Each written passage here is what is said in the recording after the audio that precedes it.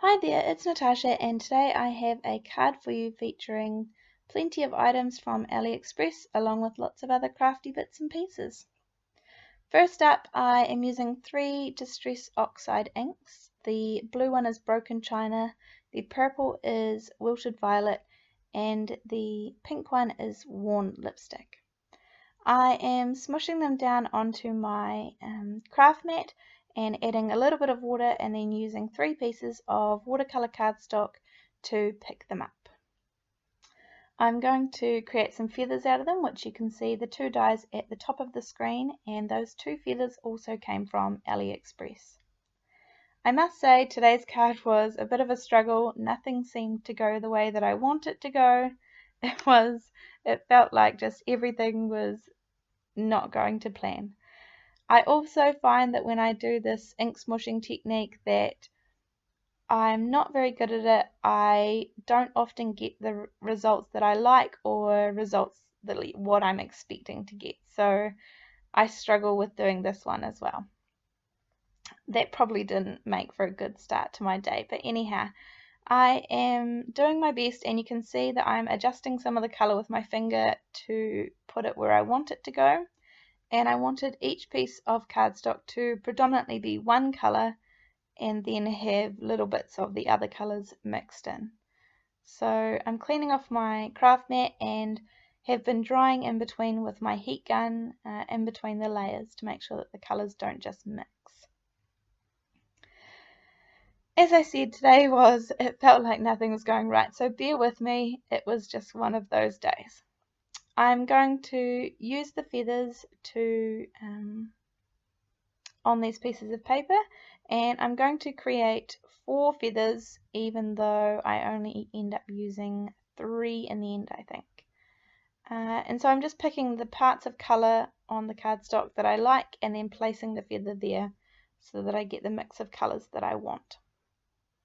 With these feathers down the middle, there is a little strip that comes out that is the die cut separately down the middle of the feather, and I didn't want that to come out because I didn't have another colour in mind or anything else I wanted to back it with. So you could use any tape, but I am using some double-sided adhesive that was just sitting on my desk and was handy to tape up the back of the feathers to make sure that that little piece doesn't come out. I want it to stay in place. So I'm just creating a couple more on this pink piece of paper that I created and running them through, then doing the same thing, taping up the back because I don't want that piece to come out. I did have a little bit of trouble getting them out of the die, but I think that's because I had added the adhesive to the back, so they were sticking a little bit. I had to use my scissors to poke through the holes to get them out.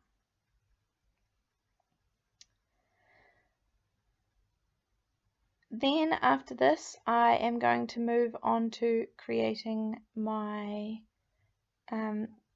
background, and you will see that I am going to use some paper. This is the Lawn Fawn Watercolor Wishes paper pack, the 6x6 pack, and I will admit to you only that I purchased 5 of these packs because I find that this paper pattern is something that I always reach for, and I can find a way to use it for everything. So, and of course I need one pack to hoard and not use because it's so pretty. This is a stencil from AliExpress, and I'm going to use some matte medium from Ranger to create this to add through, and it will add kind of a tone on tone effect. I have filmed a video where I compared lots of different mediums going through these, basically pointing out that I have the transparent texture paste as well, and I could have used that. However, they pretty much give you exactly the same effect, so you don't have to buy all the latest bits and pieces going, and that you can use what you have to create the same effect. So anyhow, I'm not sure if I'll post the video, but I have done one. So I am wiping off my stencil because I use the matte medium as a glue, and it will stick and dry to your stencil if you don't clean it off. The stencil itself is only 5 by 5 inches, so all of the stencils that I've had so far from AliExpress are 5 by 5. So you need to bear that in mind when creating a card.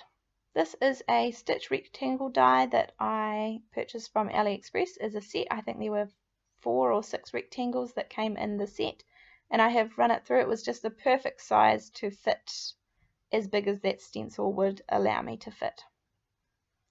All of these tags here that you can see on this magnetic sheet came in, I think, 2 different sets that I bought off AliExpress, so I just picked one that I thought fitted the little sentiment. That stamp set that I'm going to use is also from AliExpress, and I'm going to use the little sentiment that says "You're the best."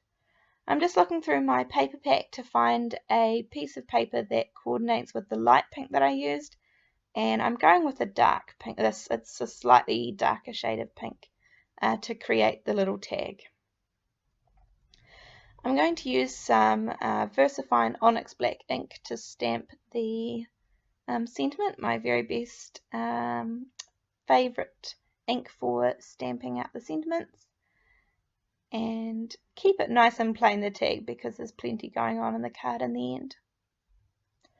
Put my stamp set back and create a space for me to make my card.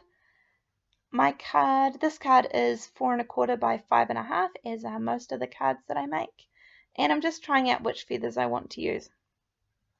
In the end, I think I do end up using the blue and the pink and the purple one, because the other feather there is a pink one, and I felt like there was enough pink on the card already. That big roll of foam tape that you see up there on my desk is one that I purchased from AliExpress. I actually purchased 5 of these rolls. They did become a little